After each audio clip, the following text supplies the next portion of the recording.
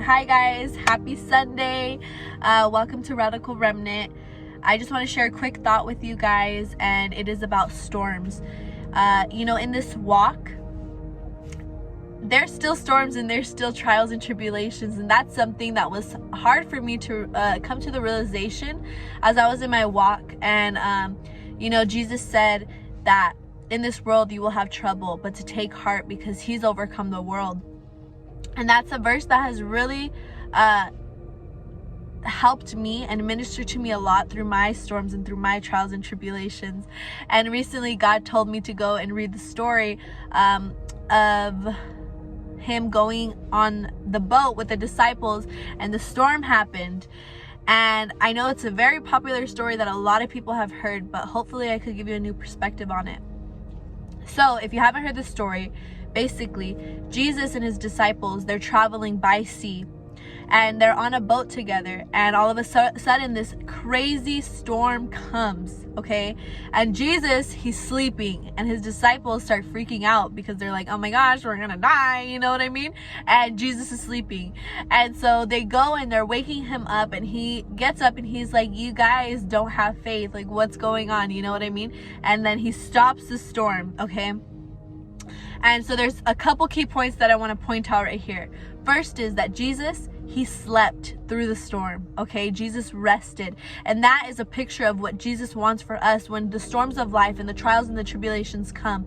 He is the anchor of our soul, okay? And so he wants us to be rested in him. And he gave us a picture of what it looks like. When the storms come, we don't have to be worrying. We don't have to be in fear. We don't have to go crazy. He's given us a picture of just us simply resting in the storm. But the disciples, why they didn't rest, okay? Why they got freaked out was because towards the end of the story, after Jesus calmed the winds in the storm, they asked this question, and they said, who is this man that can command the winds to be still? And when I read that, something that pointed out to me, it was like, wow, the disciples, though they had the Son of God in their boat, they didn't know fully who he was. And for me, that showed me that you could have Jesus in your vicinity, you could have Jesus in your life, you could have him in your boat, but you still cannot know who he is completely.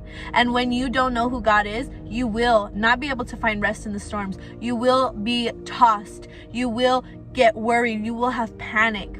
But when you know your God, that is when you're able to rest. And so they, because of a lack of understanding who was fully in the boat, they didn't really know that Jesus was fully the Son of God. They didn't know that that he was the one who created the heavens and the earth. So of course he could command them to stop.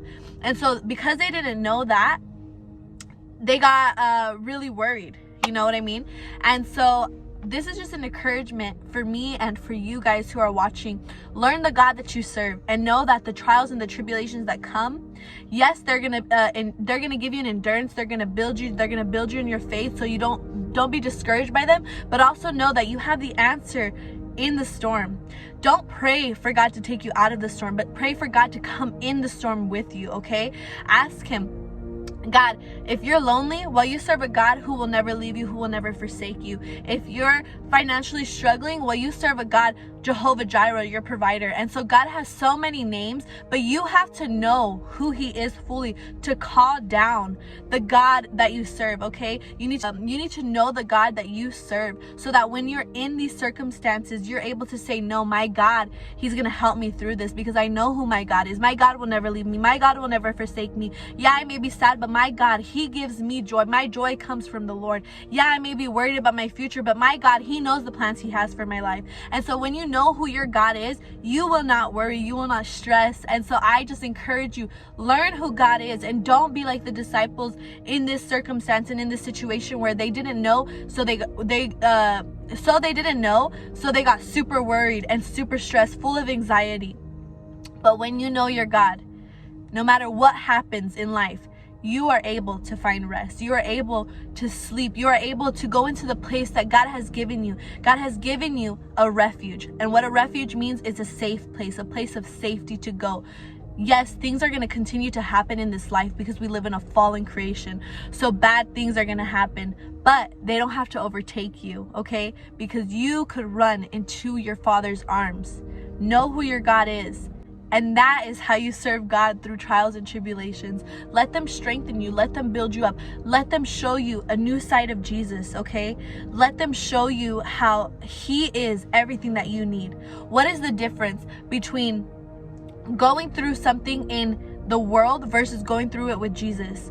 It's that you have Jesus. In the world, you're gonna have sadness, you're gonna have anxiety, you're gonna have worry and stress, and you don't have an answer without Jesus. But with Jesus, when anxiety, worry, and stress come, you have the King of Kings and the Lord of Lords that has the answer to every single thing. He says, come to me, all who are weary, all who are burdened, and I, your God, will give you rest. So know who your God is, and you're gonna be okay. But learn who He is so that when you go through these things, you're not going to be moved, okay? So yes, I hope that blesses you, and just happy Sunday, and yeah.